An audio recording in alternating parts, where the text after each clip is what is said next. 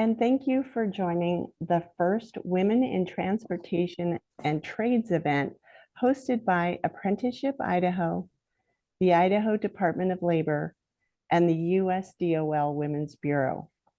I'm Gina Robison, Program Supervisor for Apprenticeship Idaho at the Department of Labor.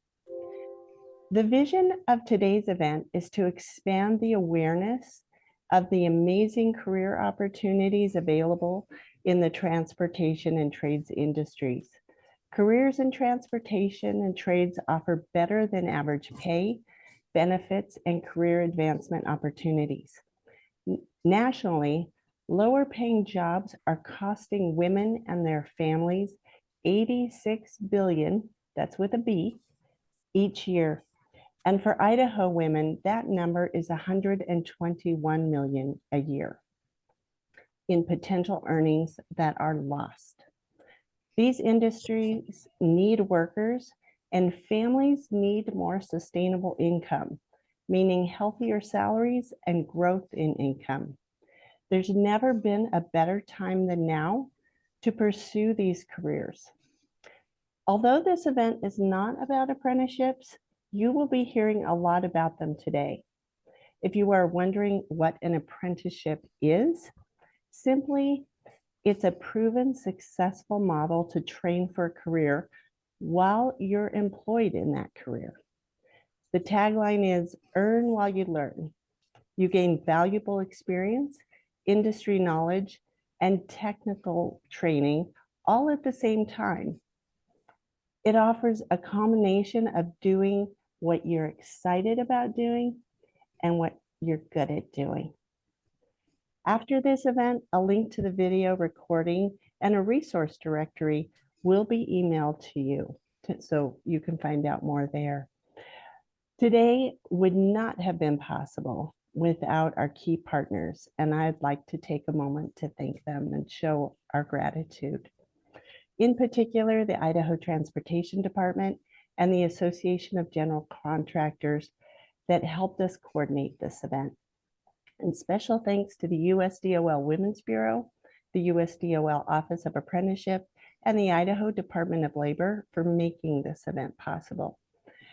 We also cannot give enough thanks to our outreach partners and those who are hosting watch parties. And thank you all for taking the time to join us today. I know we are all so busy with work, kids, school, and much more. And I want to express my sincerest gratitude to you for spending your time with us today. I really hope it makes an impact. Now I'd like to thank Idaho's Governor, Brad Little, whose support has been invaluable. The governor wanted to send a message for this event since he's unable to attend. Just a note, we're having a few audio issues, so you may want to turn it up to hear the video, and just remember before I come back to turn your volume down.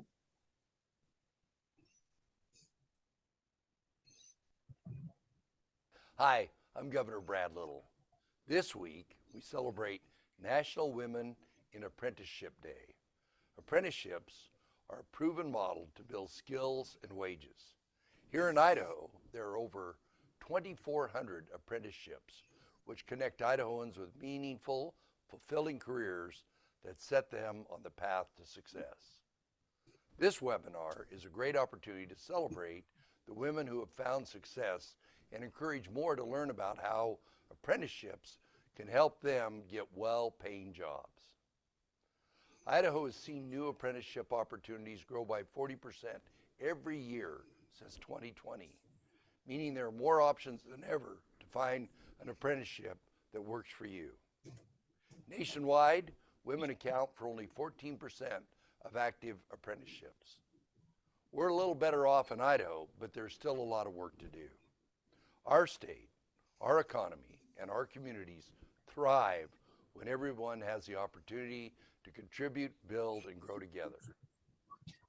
I'm proud that women make up more than 45% of Idaho's workforce. Our state is stronger and our future is brighter when we invest in building a diverse, skilled workforce able to compete in a global economy. Programs like Apprenticeship Idaho and the new Idaho Launch Grant Program are going to get us there.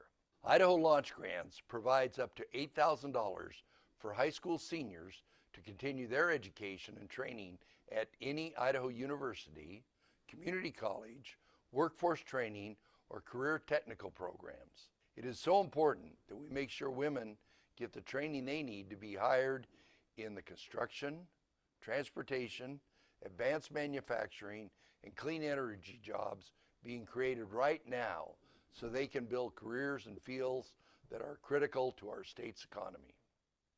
I want to thank Apprenticeship Idaho for all their hard work and for going above and beyond for Idahoans and our employers. I hope you enjoy the webinar and wish you the best of luck in your future.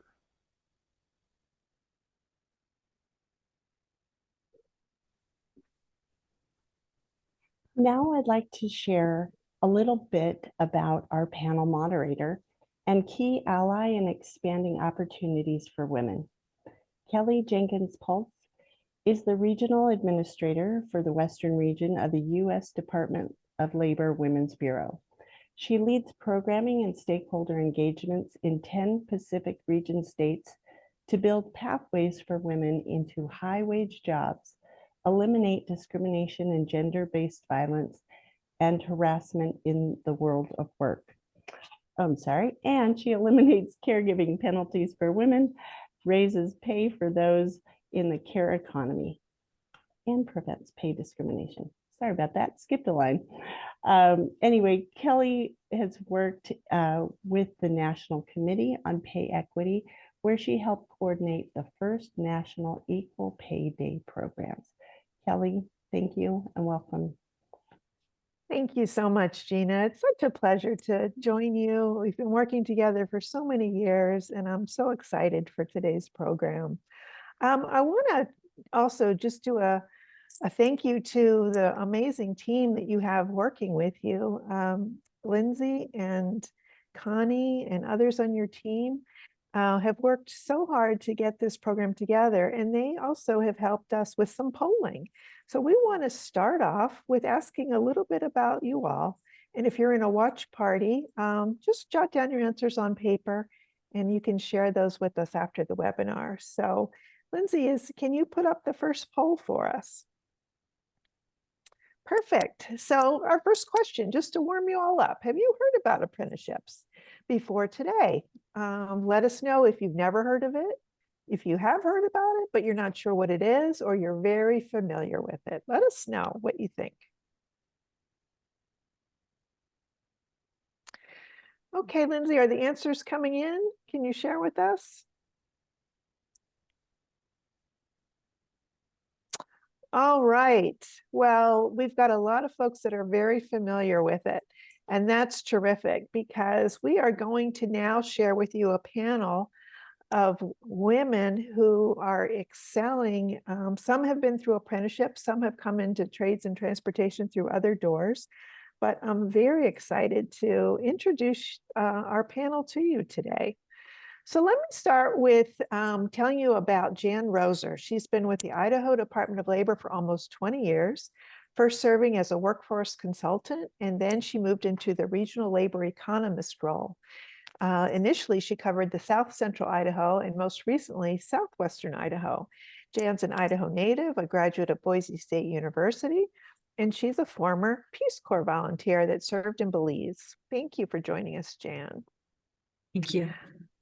Charity Nicholson is a service technician with Western Heating and Air Conditioning.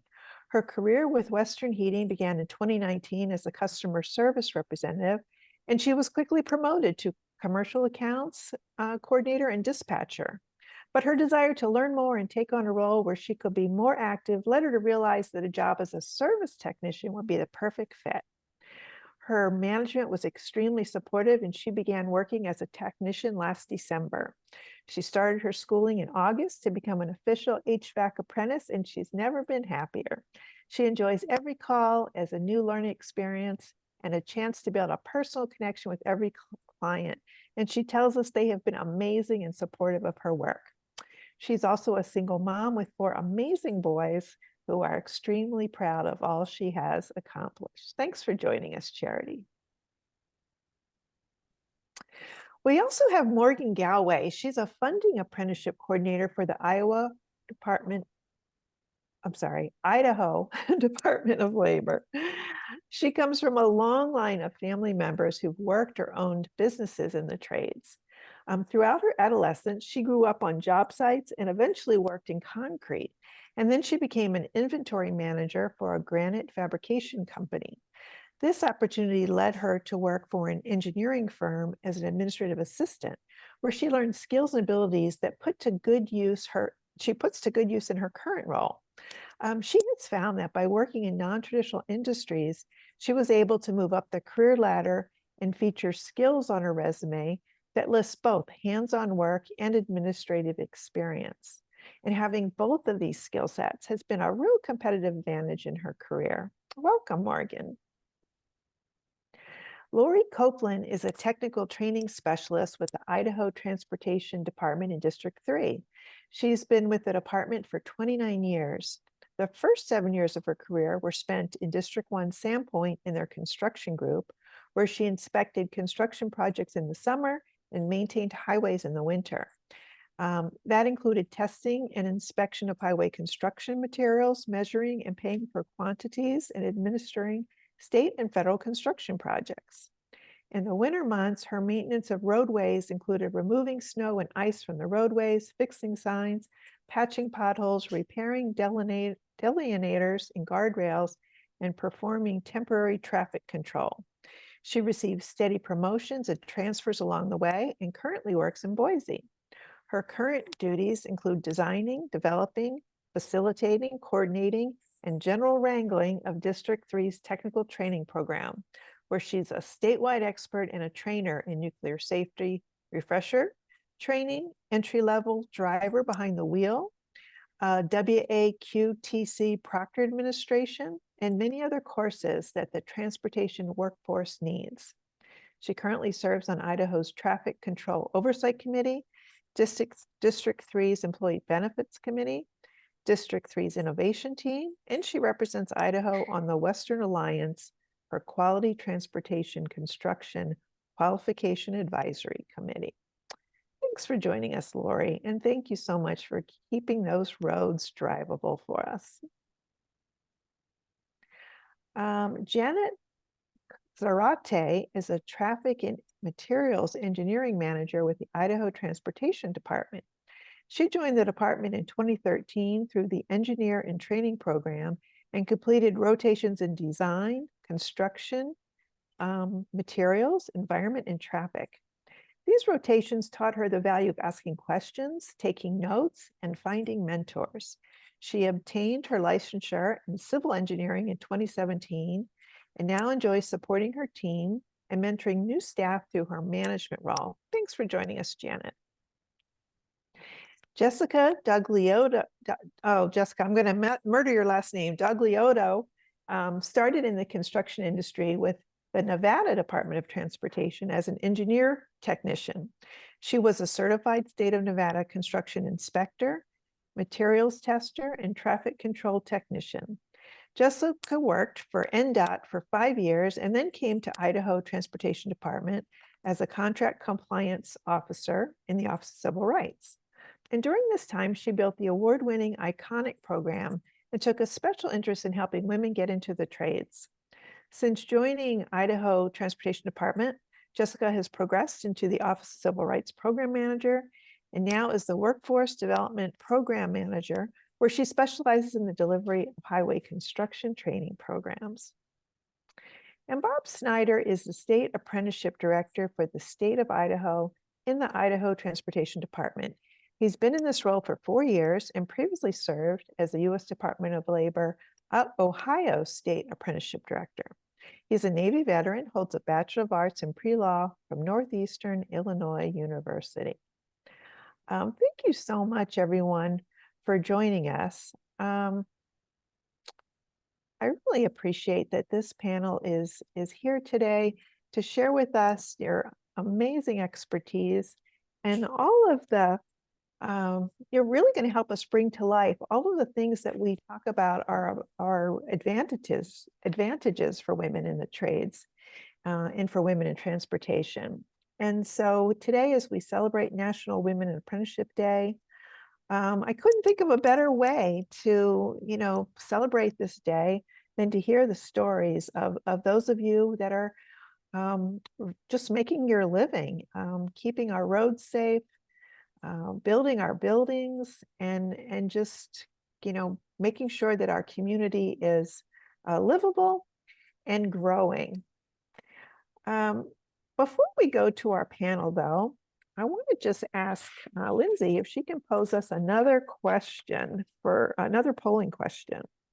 So as some of you think about careers in transportation or the trades, are there concerns that you might have in mind? If you don't have any concerns, that's your first option. If you're wondering how childcare works, or if you're unsure about the skill level you would need, if you didn't think this was a career for women, or you're not sure, just let us know what you're thinking, and we'll give you a minute to fill that out. And then if you're watching at home and or with a group, and you can just jot that answer on paper, we'll see if we can get some feedback from the watch groups after today.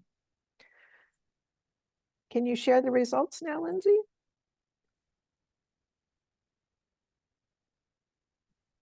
All right. Well, I'm so glad to hear these answers, because not many of you have no concerns at all. And we are going to help you address some of those other concerns that you're thinking about. Particularly, it looks like a good 38% are saying they're unsure about the skill level. And I'm really hopeful that this panel today is going to help answer those concerns. So thank you so much. And we'll get started with our first panel. I'm going to start with Jan. And Jan, can you start us off with some data? Give us some insight into what this industry looks like for women and what the trends are for hiring women. And tell us a little more about wages in the trade. How do men and women's wages compare? And give us your sort of insight into what this profession is like. Thank you, Kelly. There's a lot of data out there, but I'm going to keep it very high overview, and we're going to look at the aggregate for Idaho. And quite frankly, women don't occupy huge chunks of industry or occupations. And there is a difference. When we look at industries, we'll see a lot of those back office jobs that might show up for transportation, and as well the construction trades. You might see women having those jobs as HR professionals or accountants. And so when we lump those in, we see that about 1 in every 5 construction industry worker is female. But when you look at the occupations, it drops way down to 5%. And part of that reason is just the fact that we know when people hire other people, they hire people like themselves. So if you have men hiring, their tendency is to hire men. The tendency is also to believe for a lot of these trades that you need pretty good physicality as far as upper body strength. And sometimes people doubt that women can do the job, but we know we can. For most of these jobs, especially some of the jobs that require getting into little spaces, we can actually do it better. Some of the plumbing and the electrical. So I think the future for a lot of these jobs looks very bright. I will say that wages across almost all industries in Idaho, we see a gap.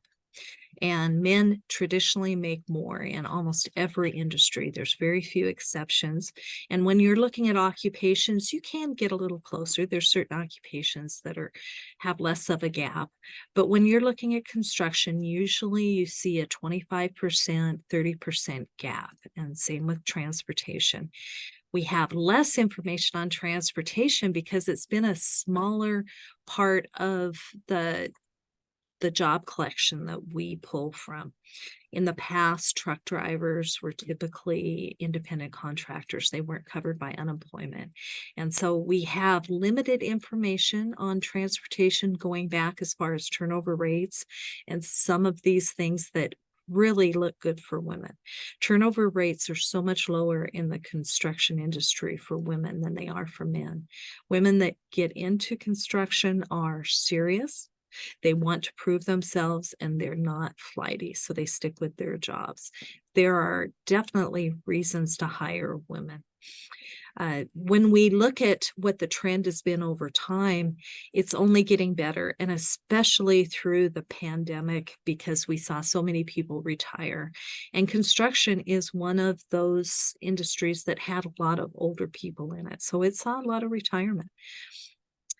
We're really pleased to see that there's continued growth in both wages and in the share that are women.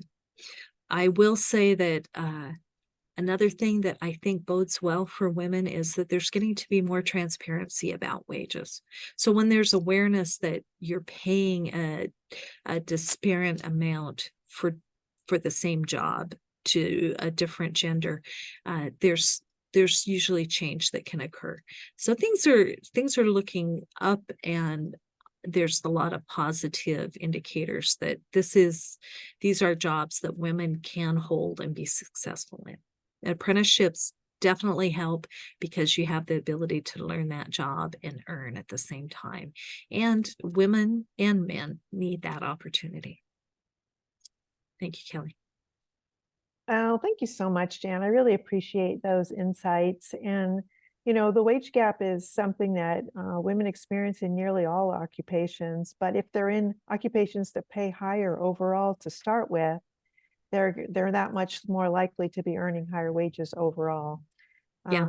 And it's interesting too that you mentioned that, but there's some female dominated industries in which women are still paid less, even though they might comprise in healthcare and in education, they might comprise 75 to 80% of the industry, yet they still get paid less. So yeah, but like I said, I think there's some positive indicators that things will change going forward.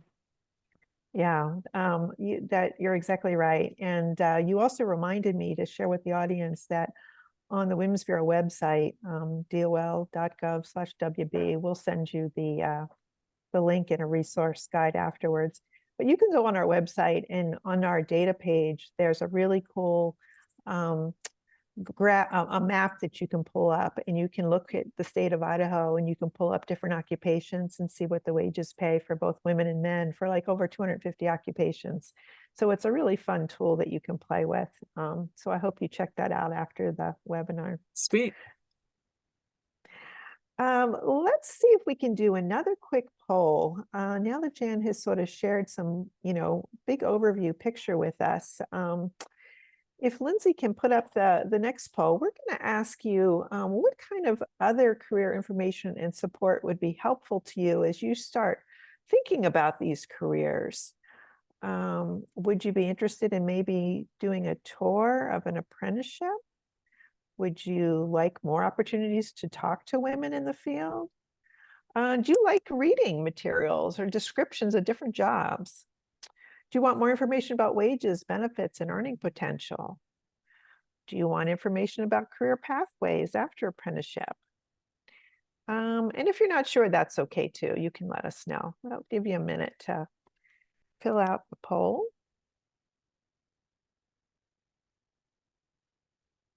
Okay, Lindsay, do we have results to share? Oh, nice. Tours of apprenticeship. Okay. Well, we can put that on our list for next year's apprenticeship week. We'll talk, Gina, about tours. Opportunity to learn about wages, benefits, and earning potential. Very good. Information about career pathways after apprenticeship. You're definitely going to hear about that from our panelists today. So thank you so much for that, Lindsay. Our next speaker is Charity Nicholson. And Charity, tell us what attracted you to do this kind of work? What do you love about your job? What's a typical day like for you?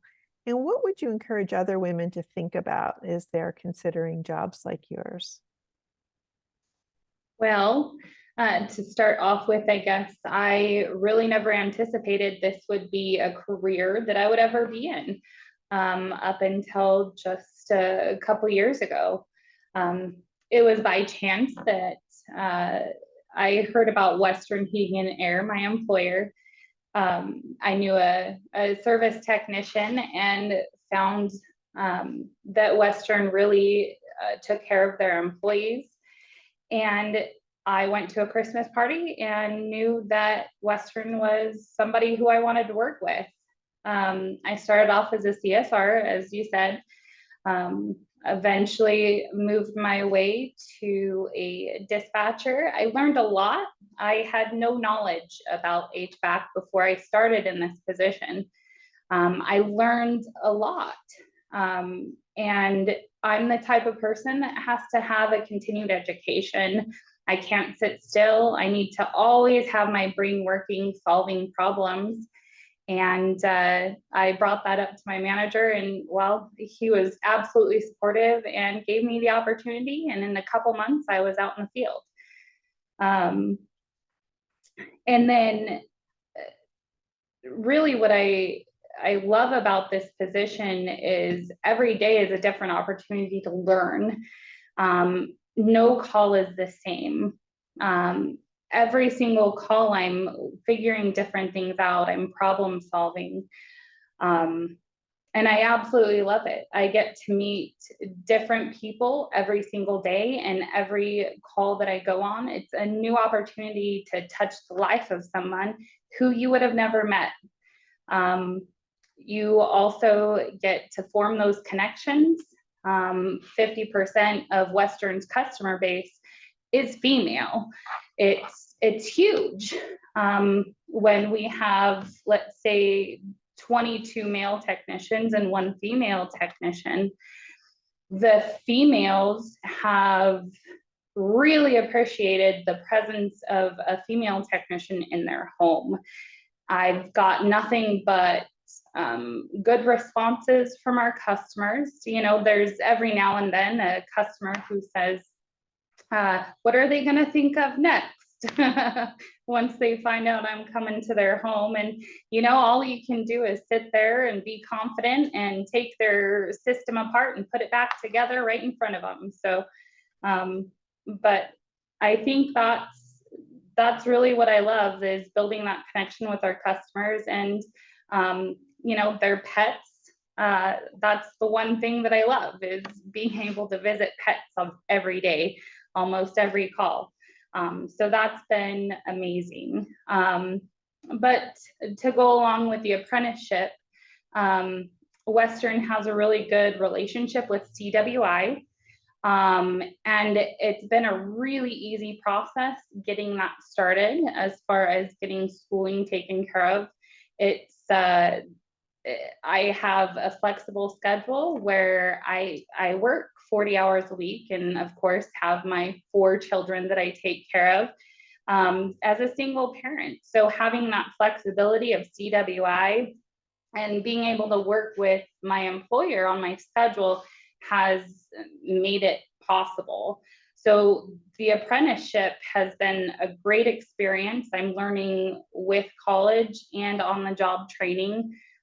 It's just been a great experience. And then skill level, I'll touch on that too, because that was one thing that we saw. I grew up around construction with my father. He used to work in construction. You know, I have maybe held 5 power tools in my entire life before I started this position. Like I said, I had no knowledge of HVAC before I actually came to work for Western Heating and Air. I didn't even know my system had a filter. So essentially I started out with no skill level, but between on the job training and schooling, I'm headed there. I feel really comfortable with tools. And I'm just learning a lot with everything, electricity, heating and air. But yeah, I think that, you know, touching base off also with having that customer contact, you get to help people. As a female coming into possibly the field, you get to make an impact on people who may not have heating or cooling. It's really rewarding and a very awesome experience. And I recommend any female who likes to work with their hands to get into the trades. We need more of it. Thank you so much, Charity. I love how you laid out that it's your aptitude and what you're interested in, working with your hands, moving around, engaging with, different job sites, no one job being the same every day. I love that you kind of explained that to us and helped us understand how your aptitude is more important and we can teach you the skills. So thank you so much for that. And if we have any employers in the audience, I think you made such a great point is, hiring women is a competitive advantage because your customers want to see women show up and as they're opening the door and getting help with fixing their appliances and their systems. So thank you for paving the way for other women. We really appreciate you joining us today and sharing that story. Thank you for the opportunity. Okay, now I'm going to go to Morgan. Morgan, you've had just amazing experiences on both the hands-on side and the administrative side. And if you could tell us, how your early job, started out in the trades, and your family was such a huge influence. Can you share with us a little bit about that perspective and how your career has grown over the years, and also share with us what advice that you would offer a young woman who's considering a job in transportation or the trades? Yeah, thanks, Kelly. All right, so just to give a little bit of background, my grandfather actually owned a construction company for 45 years, and then my dad followed in his footsteps and now today owns his own construction company. That being said, I grew up around small business and more specifically male-dominated industries. And growing up around this didn't really seem out of the ordinary to me. It was very normal. I'd go out on job sites when I was younger, things like that.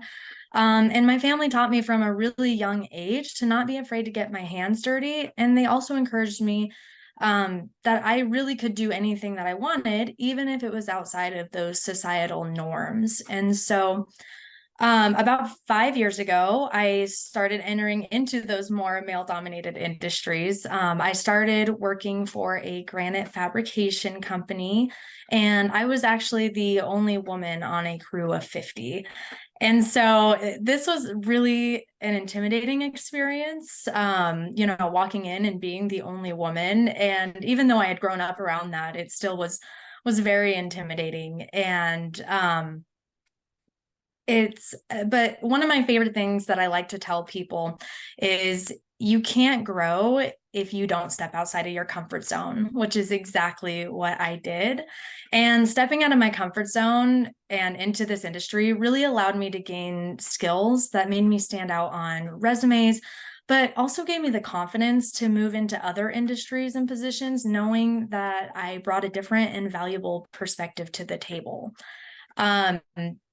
This also allowed me to make more money than many of my peers and advance into higher paying positions, which is an opportunity that may not have been available to me if I had not worked in those maybe non-traditional roles. So now that I'm in this role and looking back, I didn't realize that the skills and knowledge and experience that I gained from those would actually transfer into a role like I have today. And for those of you who don't know, I'm an apprenticeship coordinator with the Idaho Department of Labor, which is more of that traditional office job. But the skills and knowledge and experience I gained in those roles I think set me apart and gave me an advantage when it came time to apply and interview. The responsibilities I learned and confidence I gained working in the trades allowed me to advance within my career, pay, and ultimately gave me an incredible advantage that I don't think I would have had if I had not been working in a trade. And then as for advice that I would give any young woman, entering into the trades, I would say don't be afraid to step into an industry that might be considered non-traditional.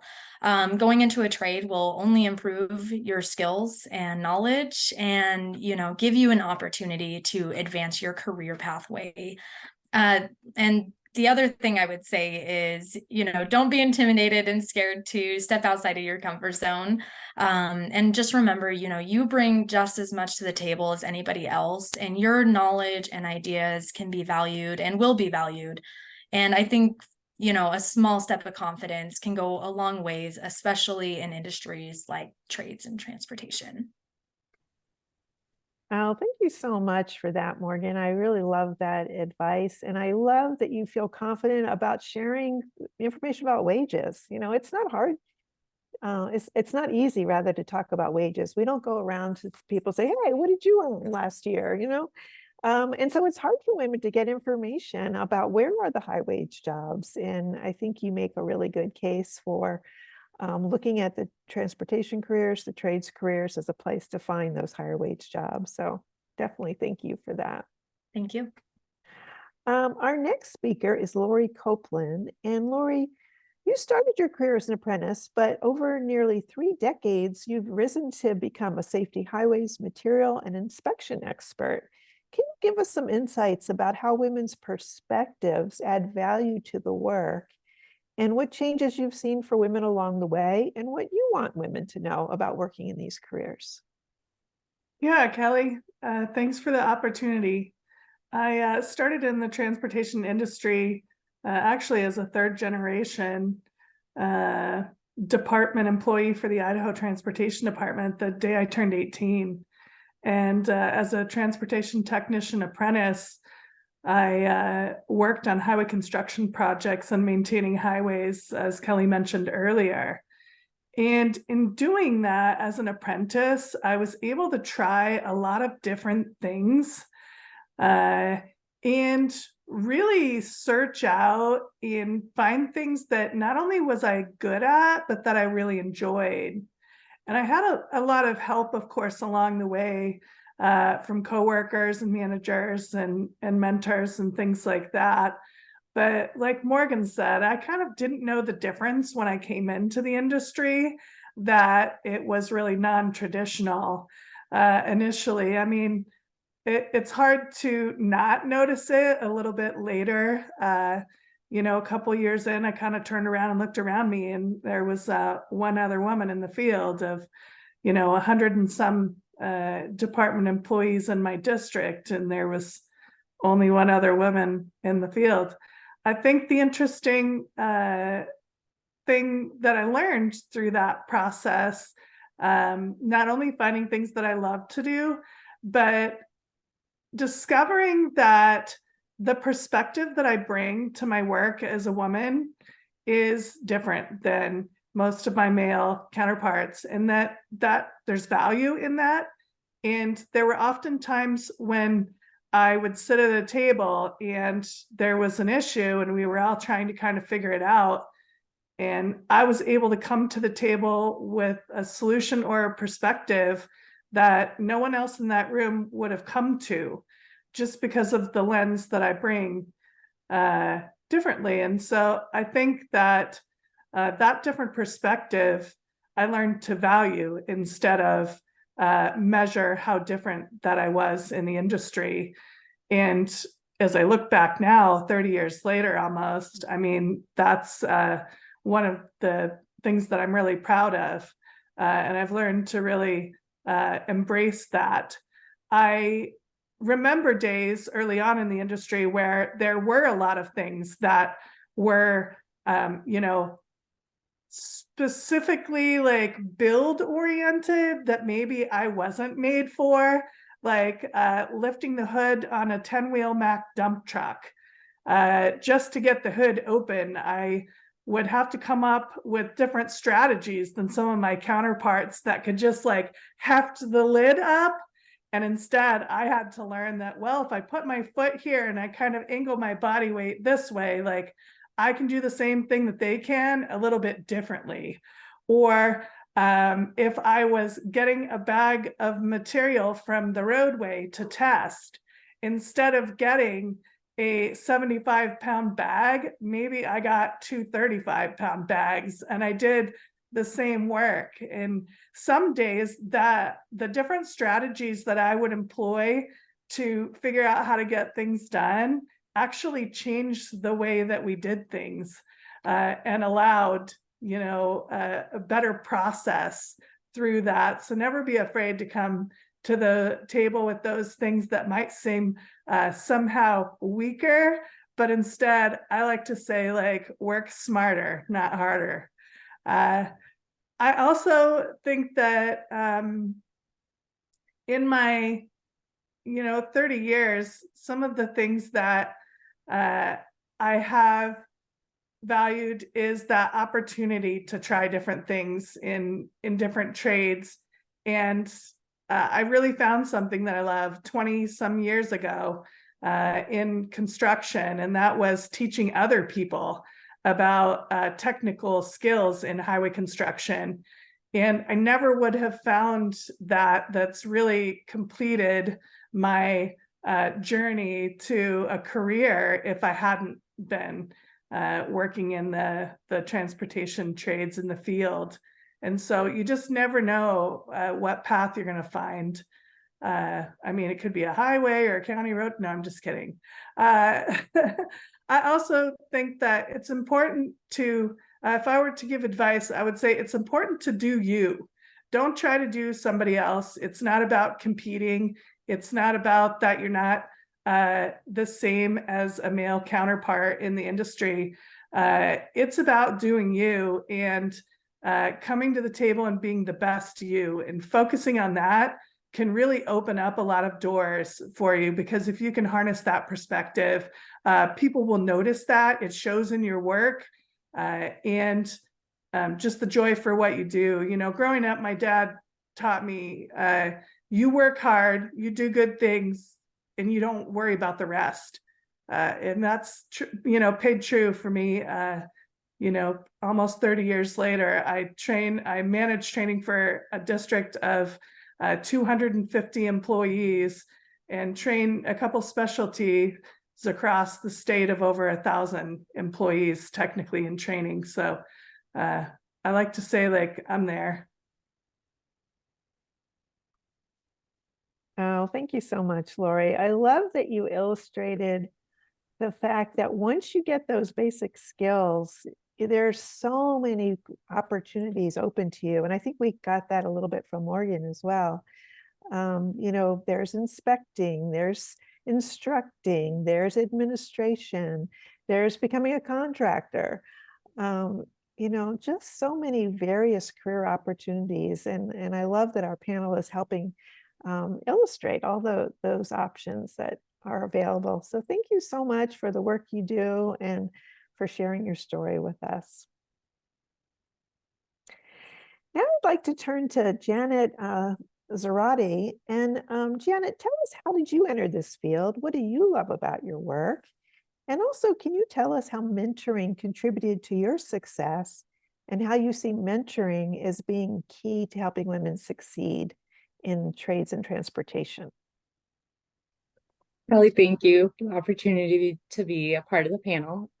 So I started kind of a different path. I graduated from college and I was looking for a career to make a difference. And I was really interested in the transportation department on the design side, not on the construction side, but the engineering training program. You did rotations through design and construction and materials testing. And so I was laughing when Lori was saying, getting creative about lifting things, because I have been there. And honestly, it is one of those things that ultimately sometimes you do things smarter, because we looked at specs and modified the way that we do samples, which is better for everyone. And so we ended up working smarter in a lot of the ways in our lab to make it better for all of our staff. So I didn't expect to enjoy construction and all these other pieces I thought I had it figured out. And so that's some of my advice for women kind of looking at making a career change. Keep an open mind, because you don't even know what you don't know. You don't know the career opportunities that are out there until you give it a chance. And so for me, the first project that I designed and then took into construction, and then now in my role, I'm helping maintenance do operations activities, keep it maintained. It was really rewarding to be able to see that piece of road that's safer now. We mitigated crashes because of my design. We haven't had any crashes there since we designed this project. So I really enjoy the fact that the roadway network is smoother, faster, safer, and I play one piece of the team that makes that happen. So for me, I definitely wouldn't be here today without mentorship. There were struggles along the way that I thought about quitting, but thankfully I had people in my life that picked me up and told me, like, you can do this. This is just a struggle and tomorrow's going to be better. Think of how much you've already accomplished. So I think some of the other panelists have said that too, like having the confidence to be resilient enough to overcome learning and not feeling like you have to be perfect all the time. Because if you're not challenging yourself, you're not growing. So now that I'm in the management side, I'm very aware of that for my staff and looking for opportunities for them to grow today in their skills. But then also, like, what is next? And I think Charity said it, like, reach out to your managers and talk about what you want to do and how you want to grow. And I can't speak for the like culture of every office space or every workspace, but for me, I have one-on-ones with my employees and we talk about like what trainings are coming up, what skills I foresee for my staff. And one of the gals, she's getting kind of her feet under her testing, and we're making sure that she has a seat at the table for different trainings, certifications, so that she can grow her skills and expertise in materials testing now. But we're also having conversations that she can shadow our independent insurance agent, our project managers, our lab manager, to decide what she wants to do next. And I can look for opportunities for her to grow so that in 5 years, 10 years, she's ready and competitive for that job. And she hadn't even considered the idea that she could do independent insurance. But it's just thinking about and partnering with those folks who are looking out for you to think how you want to grow, how you get there, and seeking out whether that's a manager or a peer, someone to talk about what career options are out there for you. So that's what I would encourage folks listening in, that you might find something that you never expected to love. And so just be open to those opportunities. Don't be afraid to make mistakes, and you don't have to be perfect all the time. You have to break some eggs to make an omelet. So just get out there and try it, because you don't know what you might like. I love that. Break some eggs, ladies. Janet, what I also found really interesting about what you said was that these are meaningful careers. Like, you are changing the lives of people, like, reducing roadway accidents. It's like huge. Like, there's so much pride in the work in these fields. And I hear that from tradeswomen time and time again. And I think that's one thing that, a lot of women want to do. They want to do meaningful work, but sometimes they think, oh, I have to become a teacher, I have to become a social worker. Like, those are really important jobs too. But you can also have deeply meaningful jobs working in a lot of other industries that are really important to our community. So thanks for making that point so well. Really appreciate it. And now I'm going to go to Jessika Doglietto. And Jessika, you've been such a great champion for greater opportunity for women, and you've helped ensure that the Idaho Transportation Department's pre-apprenticeship classes, Iconic, included nearly 50% women, which is like huge for any of us who work in this field. Like having 50% women is like a major accomplishment. And you've gone on to champion greater equity for women in other transportation fields. Can you share with us the impact of those pre-apprenticeship programs for women and some of your insights from your work in this field? Yeah, thank you for having me today.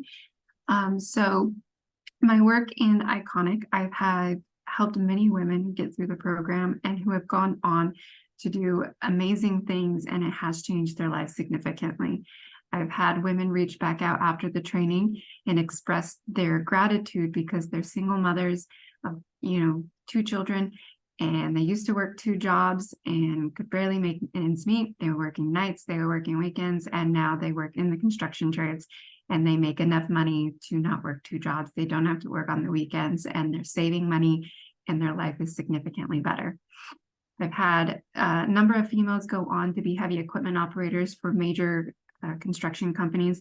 One that comes to mind is a female who ended up in Alaska, and she was living out of her car before the program, and now she operates big snowcats in Alaska and makes over $100,000 a year doing so.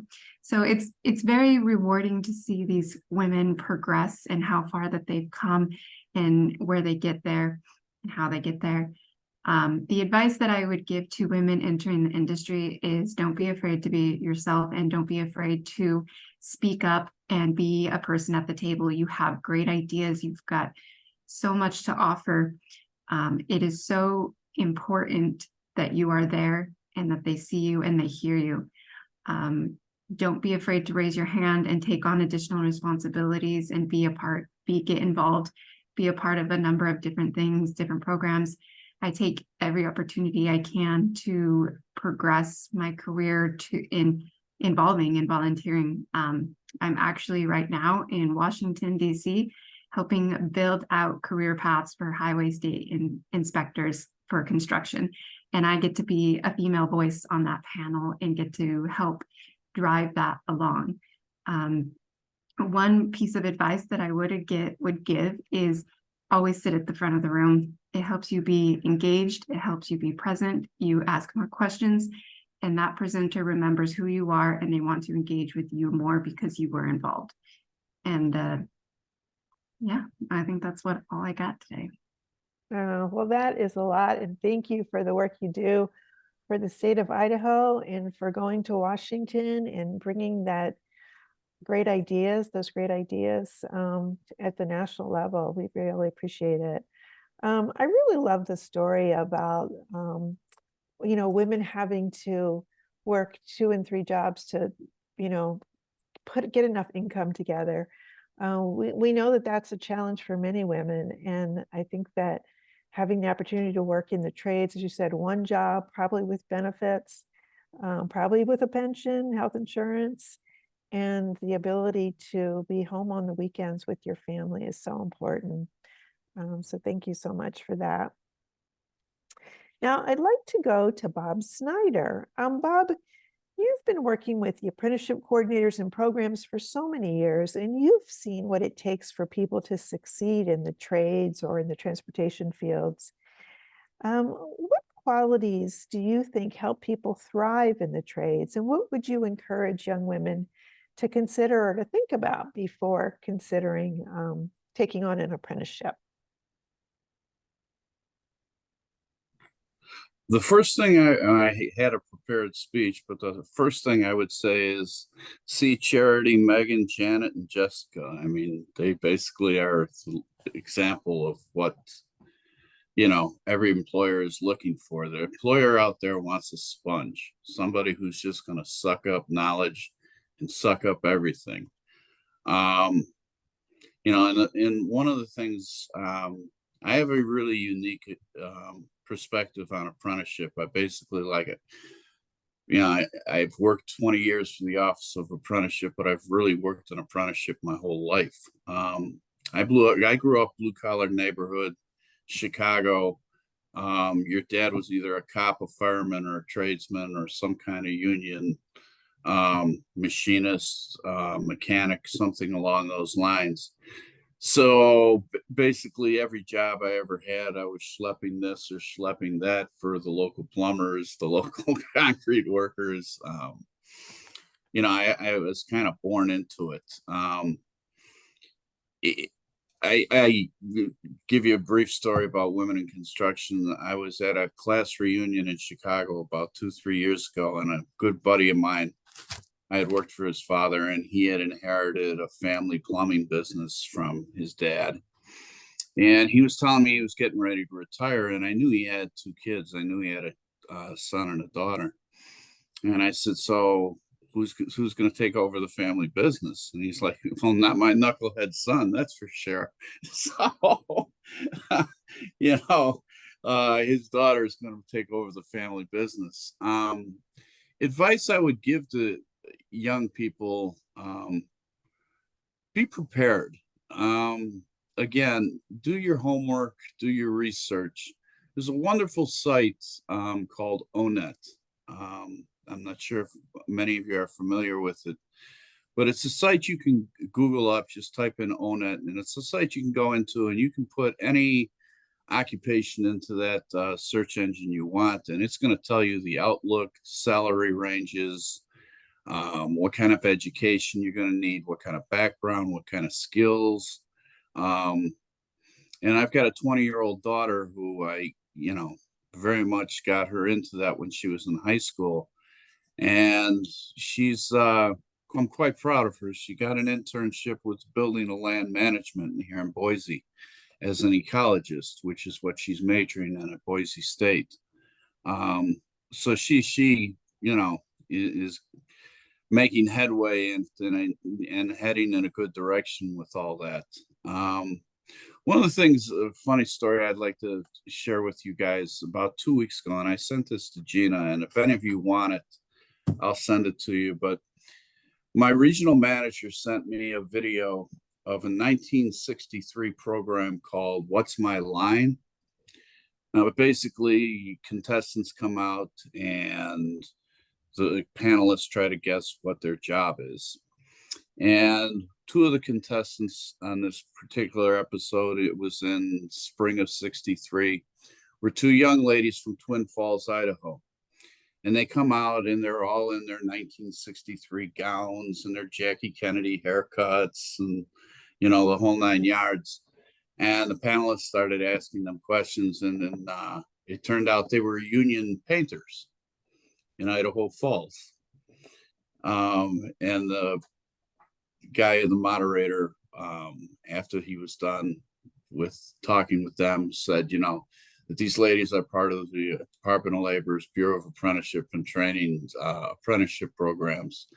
And we're trying to do our part to push women in the trades. So here we are 40 years later, still fighting that fight. It was rather interesting. But again, preparation, hard work, and having a plan, and having a vision. Where do I see myself 20 years from now, and how and what I'm doing right now going to get me to that position in 20 years? One of the things about being a contractor that is so appealing to people is once you've sucked up as much knowledge as you possibly can, it's a rather rewarding career to go into and run your own business. It's kind of like the neighborhood I grew up in. Half the fathers in the neighborhood were running their own contracting businesses or worked for them. And, some of them were working for big companies, small companies, but you have the freedom to grow the thing to a place where you're comfortable with it. And as far as on the transportation, and I think one area of transportation that gets strongly overlooked is logistics. When I was in Iowa, we had logistics apprenticeships, and those tremendous opportunities. A lot of open jobs out there, and very good money to be made in logistics. It's planning, it's scheduling, it's ordering, it's shipping, it's you have your hands in a million different things. So I kind of wanted to give a shout out in that direction. But that's all I got. So. Well, thank you so much, Bob. I really appreciate that. And also for making, again, the point about the versatility of the occupations once you get the basic skill sets. And it's just, you know, amazing to hear that. I want to let the audience know that we do have the Q&A section on the website open. So if there's a question that you'd like to pose to the panelists, you can pop that into the questions and we'll see it on our end, and we'll have we'll post some of those if we have time at the end. But I would like to go back to our panel and ask them just to do a quick sort of lightning round response to the same question that I gave to Bob. You know, after you think about your career and how you see other people succeed in the trades, what qualities do you think are really necessary for women to survive, not just survive, but to thrive in the transportation and construction trades? And I will start with Jan. Thanks, Kelly. I guess I would defer to our employer business climate survey that we have started this last spring, in which the employers responded that some of the things they'd like to see in their future workforce is stronger soft skills. And we don't always talk about soft skills. It's one of those unknowns, how to teach soft skills. It's something that you kind of gradually learn in a workplace, and you watch others and you absorb and you see how well people do. But I believe getting evaluations back and being tough enough to understand that this is constructive criticism will help with developing soft skills. But some of those soft skills they mentioned included things like critical thinking, being dependable and on time, of course, work ethic, caring about the job, just some of those things that take you that one step further, that maybe you're putting yourself into the place of being the business owner and really caring about it more than it's just a job and I'm going to go and do my duties and go home, but really caring. So I think that's what I would respond. And I think everyone would thrive in their jobs more if they take on some of those soft skills that are really important. But being a lifetime learner is absolutely right in there too. Thank you. Great. That's great, Jan. Thank you so much. Charity, what kind of qualities do you think are essential for women to really thrive in these careers? Well, I would say my number one quality that I think has helped me win over customers and coworkers and such is confidence. Not to the point of cockiness, of course, but confidence is huge. The customer has to have confidence in you. You have to have confidence in yourself, and it just radiates to everyone, I guess. And those soft skills are key, as you said. They're huge. And I think as a woman, I have that opportunity to make a customer for life with my soft skills. An example is I had a 3-year-old little girl follow me throughout my entire maintenance. And by the end of it, I couldn't leave without 5 hugs or more. And that customer left a great review, and I made a customer for life. So I think that that's one thing that women have to offer, is definitely those soft skills. One other thing is kind of backing off the confidence. We can't be afraid to ask questions and ask for help, because there's things that we need help with. I ended up having to go to Home Depot and get the biggest, strongest guy to help me loosen up a gas valve because I couldn't do it. But there's always a way. So yeah. It's a great answer, Charity. Thank you. Morgan, same question. What do you think about qualities that really help folks succeed? Yeah, so going off what Charity said, I think, confidence is huge when, you're stepping into one of those non-traditional industries, because you bring just as much to the table as anybody else. But I think creativity is huge as well. As Lori talked about, work smarter, not harder. Like, we might not be able to do it the same way like a man could do it, but be creative and find different ways and innovative ways to complete the task. And, it may even be more efficient and effective than a way that, somebody else might have been doing it. So I think, confidence and creativity are huge. Thank you. Really appreciate that. I just saw that one of the questions that somebody posted was asking about local state childcare resources. And I just want to share that Idaho has Childcare Aware, which is a resource and referral, is a great place to get started. And I'll see if I can drop that link into the chat for everyone. But Childcare Aware Idaho, you can also Google it, and you'll come up with some really great local resources for childcare. Kelly, we can also share that in our resource directory following the webinar too, if you can't get it in the chat. Okay, perfect. Now I'd like to go to Lori, to the question that we were talking about regarding what makes women thrive. What are the qualities that you see that make them really successful?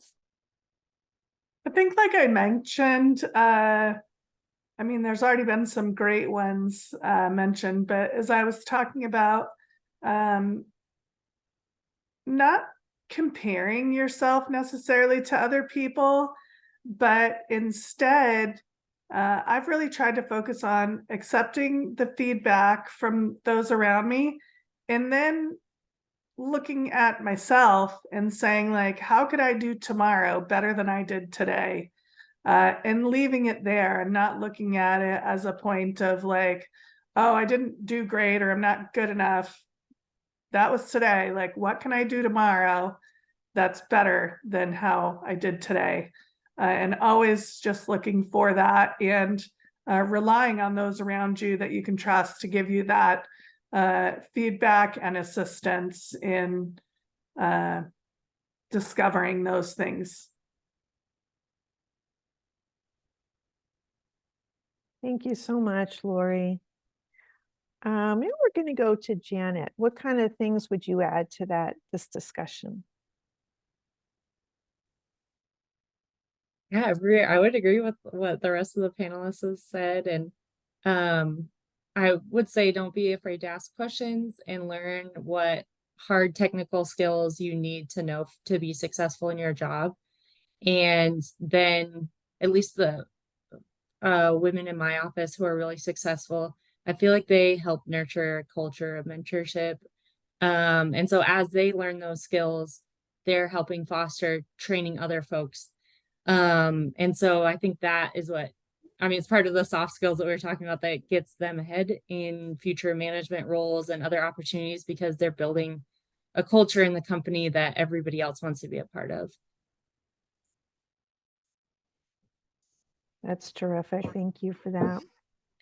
Kelly, we just got a really great question in the chat that maybe some of the panelists could answer.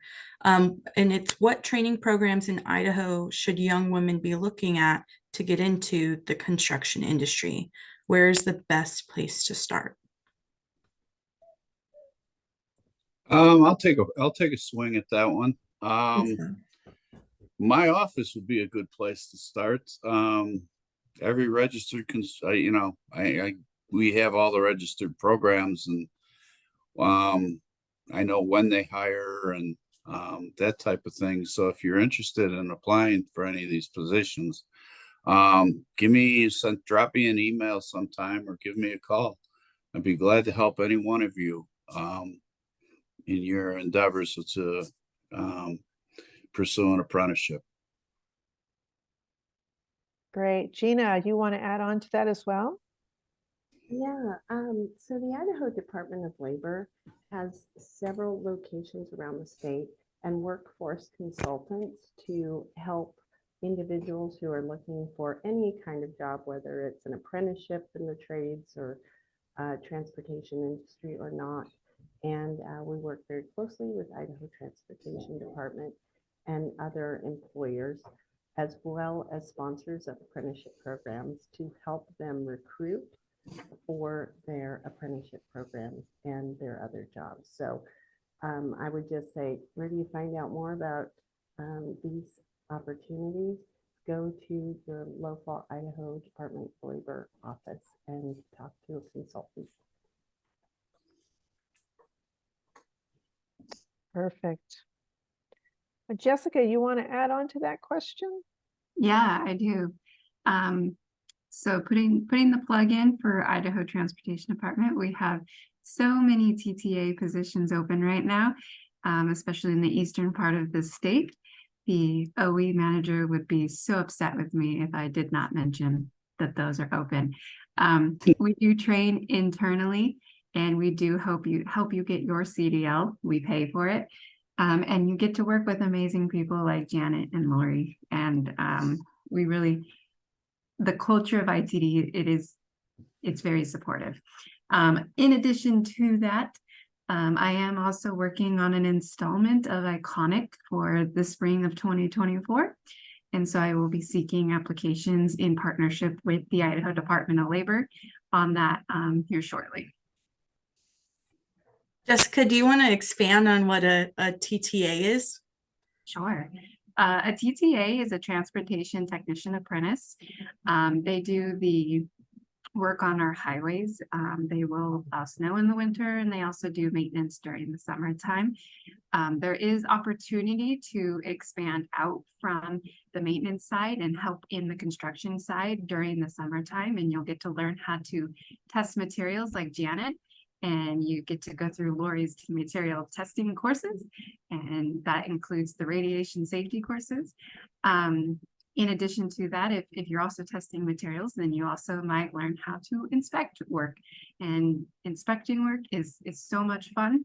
I had probably the most fun watching paint be put on the road and sounding bridges. And I got to spray the bird poop off a bridge earlier this year, and it was the best day of my entire life. That's amazing. Well, thank you for doing that, because we all get to appreciate the nice, clean roof and all the other amazing things you did. And thanks for that, Jessica. Jessica, do you also want to just share with us some of the qualities that you see help women to thrive? And while she's answering that question, send us some more questions. We'll be happy to post them to the panelists. Yeah, sure. I think keeping a positive mindset is really what has helped me thrive. You know, some days are not going to be great. And like Lori said, I got to come back and I can't dwell on what I did today. I have to think about how I can be better tomorrow, and making the best of what, you know, the situation is and excelling from that. I have found that I have had way more good days than bad days when I have that positive attitude and that positive outlook, and I seek those alternative solutions when things don't always go my way. I would also say, you know, be yourself and be down to earth. You know, don't be afraid to you know, chat up with your coworkers and ask questions, and, you know, make some jokes here and there. Like, we're all people and we all have a job to do, and we all want to get the job done. And so there's no shame in having fun while you're doing it. I love that. There's definitely a lot of fun to be had in these jobs. One of the cool things about working at the Women's Bureau is that I get to talk with so many women, from iron workers to heavy equipment operators to painters. Yesterday, I got to talk to a woman who's going through a welding program. And one of the things that I know I always come away with thinking, wow, why didn't I become a welder? Why didn't I become a heavy equipment operator? I mean, because the the joy that these women share in the work that they do is just so, you know, inspirational, and it makes you feel like you know, want to learn more about what they do. So we've had quite a few questions about just, you know, where do I get more information? Where do I, you know, where do I apply? We're going to share our resource guide with you afterward. And so that'll give you some information to follow up on, but definitely check out the jobs open now in the Department of Transportation, where you can have a lot of fun working in meaningful work, making good money, and making Idaho a better place to live, work, and drive. Let's see, I think we had another poll that we were going to put up. So while you are thinking about any questions that you want to answer, let's have Lindsay put up the last poll for us.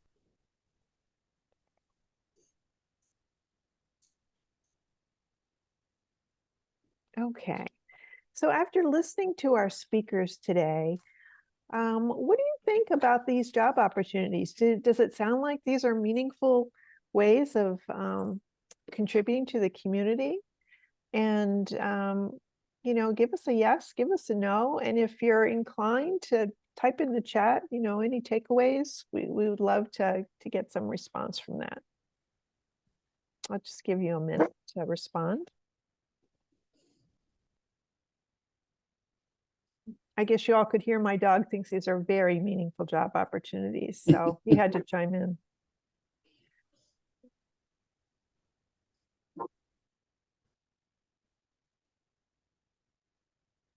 It looks like our speakers have done their job because 100% of folks think these are great, great jobs. Thank you for that. I was just saying, thank you, Kelly, so much for a great panel discussion. And thank you, panelists. I've learned so much. I promise to my supervisors, I will not jump ship into a career in transportation and trades, but you make it all sound so exciting and interesting. So I just thank you everyone for your time. We look forward to hearing from our watch parties and some of the exciting discussion topics that you're going to be having after this event. And yeah, just thank you everyone for doing this. And we will see you in next year's National Apprenticeship Week, Women's Apprenticeship Day event. Thank you, everyone.